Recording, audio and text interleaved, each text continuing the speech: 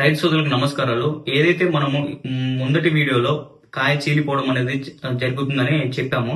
దానికి మనం ఎలాంటి సొల్యూషన్స్ వాడుకోవాలనేది ఈ వీడియోలో చెప్తాము. అదేమిటంటే కాల్షియం అనేది ఈ ఏదైతే కాయ చీలిపోతుందో దానికి మెయిన్ గా కాల్షియం అనేది చాలా ఉపయోగపడుతుంది. ఈ కాల్షియం ఏం చేస్తుందంటే ఏదైతే కాయ చుట్టూ ఉన్న ఆ తోలు ఉందో ఆ తోలుని బాగా థిక్ గా చేయడానికి, అంటే బాగా దృఢంగా చేయడానికి, బాగా స్ట్రెచ్ కావడానికి కాల్షియం అనేది బాగా ఉపయోగపడుతుంది. ఈ కాల్షియం అనేది లిక్విడ్ ఫామ్ లో ఇవ్వడం వల్ల వెంటనే మొక్కను తీసుకోవడము, తర్వాత వెంటనే కాయకి అందించడం వల్ల మనకి ఆ కాయ చీలిపోవడం అనేది తగ్గడం అనేది జరుగుతుంది. అలాగే బోరాన్ కూడా రెండు మూడు స్ప్రేయింగ్ ఒకసారి స్ప్రేయింగ్ చేయడం కానీ డ్రిప్ గానీ ఇవ్వడం వల్ల అది కూడా మంచి ఫ్లవర్ సెట్ అవడానికి కూడా బాగా ఉపయోగపడుతుంది. అలాగే ఏదైతే మనం కాల్షియం చెప్పామో లిక్విడ్, అది క్యాలిబెట్సెల్ రూపంలో దొరుకుతుంది వెలాగర్ కంపెనీలో.